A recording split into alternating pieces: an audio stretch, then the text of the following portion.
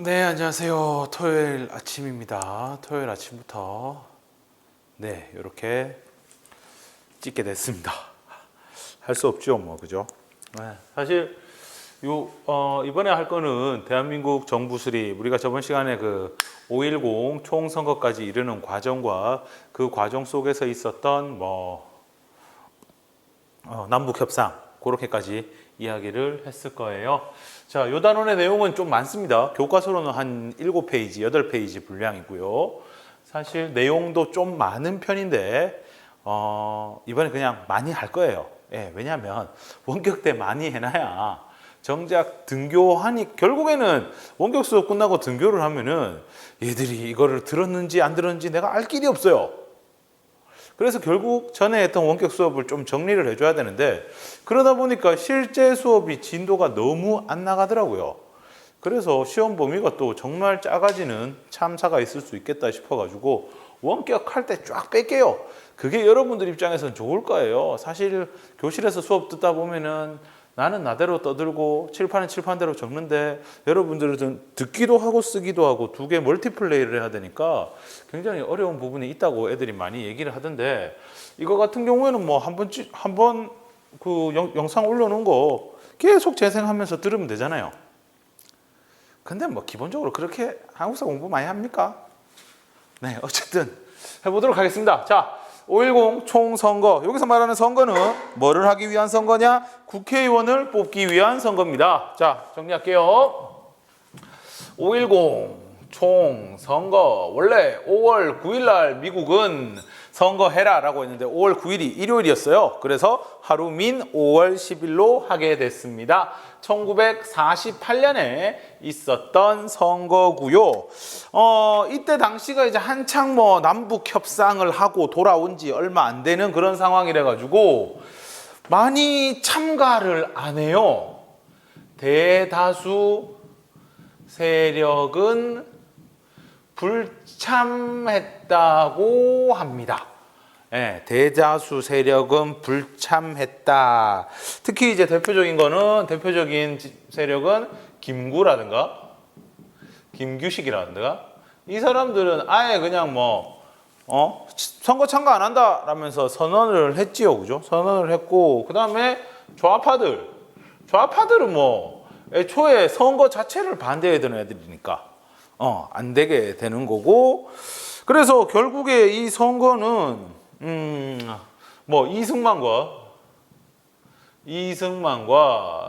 이승만을 따르는 그 대한독립 촉성 국민회라고 하는 요 단체와 그다음에 한민당, 한국민주당 이 친구들을 중심으로 이루어집니다. 한국민주당은 여기는 그 지주와 자본가들이 많았던 정당이라고 이야기를 했습니다. 자, 투표는요 21세 이상이 투표를 했고요. 이상 남자 여자 할 것 없이 다 했습니다. 투표를 했고 고 인원이 이때 당시에는 이제 나라에서 투표 인원이 딱 나오는 게 아니고 투표자도 이제 등록을 해야 되나 봐요. 그래가지고 등록을 한 총 인원이 805만 명이었다고 합니다. 실제 5월 10일 총선거 날 투표율은 90%가 넘었다고 하죠. 책에 보면은 95.5%라고 나옵니다. 95.5%의 투표율. 지금으로서는 상상할 수 없는 일이죠. 여러분들 나중에 커서 투표하셔야 됩니다. 알겠죠? 지금은 이때 당시는 21세 이상인데 나중에 1960년이 되면 이제 20세, 그 다음에 2005년에 19세, 그리고 이번에 있었던 선거였던 2020년에 18세까지 연령이 떨어졌어요. 하여튼 그렇습니다. 예, 그래서 우리나라 같은 경우에는 이게 사실 선거 투표라는 게 우리는 그냥 되게 쉽게 했어요. 사실 진짜. 근데 이게 유럽의 시민혁명이라든가 영국의 차티스트 운동이라든가 이런 거를 보게 되면은 사실 투표권 얻어내는데 정말 힘든 과정을 거치고 프랑스 같은 경우에는 투표권이 좀 더 많은 사람에게 혜택이 갈 때마다 피를 엄청나게 흘리고 했거든요. 그래서 그런가 프랑스 같은 경우에는 지금 어떤 선거를 해도 투표율이 한 80% 이상 나온대요. 예, 그것도 많이 줄어가지고 특히 젊은 사람들, 야들도 젊은 사람들 투표 잘 안 한다고 되게 내적으로 이야기가 많은데 우리나라는 80%가 뭐야. 뭐 지방선거 이런 거 하면 50% 이런 경우도 있습니다. 예, 그래가지고 이렇게 우리가 되게 쉽게 투표권을 받아가지고 이렇게 됐나라는 생각도 잠깐 합니다. 나는 이때까지 투표에 한 번도 빼먹은 적이 없어요. 예, 뭐 증거를 제시할 수 있는 건 아니지만 어쨌건 나는 그랬습니다. 자, 국회의원은요 북한의 백석 인구 비례에 따라서 이렇게 한 거죠. 남한의 200석 이렇게 배분이 됐는데 실제로 북한의 백석은 나중에 뽑자, 나중에 얘들이 선거할 수 있을 때 뽑자 하면서 투표를 안 하게 되고요. 200석, 남한의 200석도 이 제주도가 이때 당시에 4.3 사건으로 시끄러워가지고 투표율이 정말 안 나왔어요. 그래가지고 미국 쪽에서 이거를 취소를 시킵니다. 그래서 1948년 5월 10일에 있었던 총선거에서는 198명의 국회의원을 뽑습니다. 198명의 국회의원을 선출하게 되고 두 명이 비는 이유는 아까 얘기했듯이 제주도 쪽에 2개 선거구 같은 경우에는 1948년 5월 10일에 선거를 못하고 그 다음 해인 49년 5월 10일에서야 선거를 완료합니다. 이렇게 이해하시면 되겠고요. 그래서 국회의원들이 뽑히면서 제헌국회가 만들어집니다. 제헌국회. 자, 그러면 선거에서는 누가 이겼느냐? 굳이 적어보자면요. 이게 교과서 쪽 자료랑은 조금 다릅니다. 교과서 226쪽에 보면은 의석 비율이라고 나와 있는데 요거는 그냥 정말 순진하게 이 후보자들이 진짜 달고 나왔던 무소속, 한민당, 그 다음에 대한독립, 이름이 자꾸 대한독립 촉성회 국민, 대한독립 촉성 국민회, 대한독립 촉성 국민회, 이런 애들 딱 그냥 타이틀로 달고 나왔던 그걸 얘기하는 거고, 실제로 이 친구들 가운데 한민당이나 촉성대표회 이런 애들 가운데 하여튼 이 제헌국회의 특성이 무소속이 되게 많거든요. 이 무소속이 많은 이유 중에 하나가 뭐냐면은 이 한민당 얘들이 지주 자본가 그리고 친일 이런 게 많아가지고 얘들이 요 타이틀을 안 달고 나와요. 한민당 달고 나오면 안 뽑아줄까봐 안 달고 나와요. 알겠죠? 그리고 김구 쪽의 한국독립당 같은 경우에도 일단 김구가 공식적으로 나는 선거 안 나간다라고 하니까 야들도 한국독립당으로 나가기가 좀 민망한 거야. 그래가지고 이제 교과서 쪽에 데이터를 보면은 전체 200석 가운데 무소속이 85석이나 돼요. 근데 실제로 이거를 따져보니까 어느 정도 되느냐 하면은 한민당이 76, 그 다음에 아까 얘기했던 대한독립 촉성국민회 요거 이승만 쪽이죠. 이승만 쪽 여기가 61, 그 다음에 한독당, 한국독립당 요 팀이 17, 그 다음에 대동청년당이니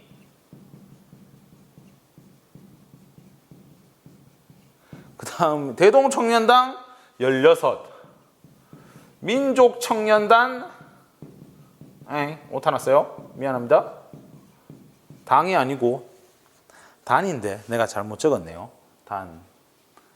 대동청년단 16, 민족청년당 10, 중도 10, 기타 진짜 무소속 10.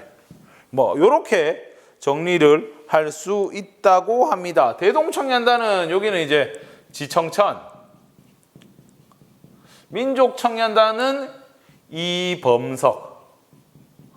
지청천이나 이범석 같은 사람은요, 우리 한국광복군, 한국광복군 거기에 멤버지요, 그죠? 한국광복군, 한국광복군.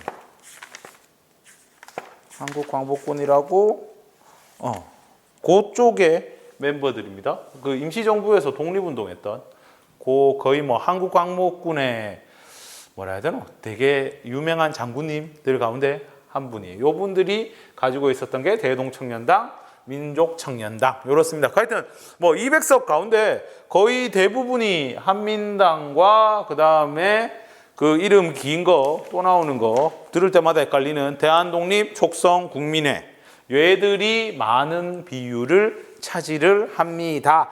그래서 국회의장 같은 경우에는 국회의장이 이제 국회 대표죠, 그죠? 요거는 이제 국회의원들이 뽑습니다. 이승만. 그 다음에 부의장에는 신익희 씨는 나중에 뭐 대통령 선거에도 나오는 분인데 요 분은 이제 촉성회 소속이자 그 임시정부에서 활동했던 그런 분입니다. 요 시기에 국회의원들은 재헌국회, 이름이 재헌이라는 말은 헌법을 만드는 국회라는 뜻이고요. 그래서 이거는 초대 국회의원이라 가지고 임기가 2년짜리 국회의원입니다. 임기 2년 열었습니다. 지금 몇 년이고? 지금은 4년이죠. 네, 그렇습니다. 네, 그래가지고 이 재헌국회에서 헌법을 만듭니다. 재헌헌법이라고 해가지고 뭐 이제 7월 17일 날 이게 공포가 되지요. 요 날이 이제 7월 17일 재헌절이라고 빨간 날이었는데 요즘은 안 놀아요. 예, 요즘은 안 놉니다. 근데 우리가 우리의 어떤 통치, 정치의 근본이 이 법에 있는 건데 우리가 진짜 법 알기를 우습게 하는 것 같아요. 그래서 하루 빨리 정치인들은 이 7월 17일을 다시 빨간 날로 만들어줘야 되지 않나 라는 생각을 아주 강하게 해봅니다. 물론 내가 놀고 싶어서 그러는 건 절대 아닙니다.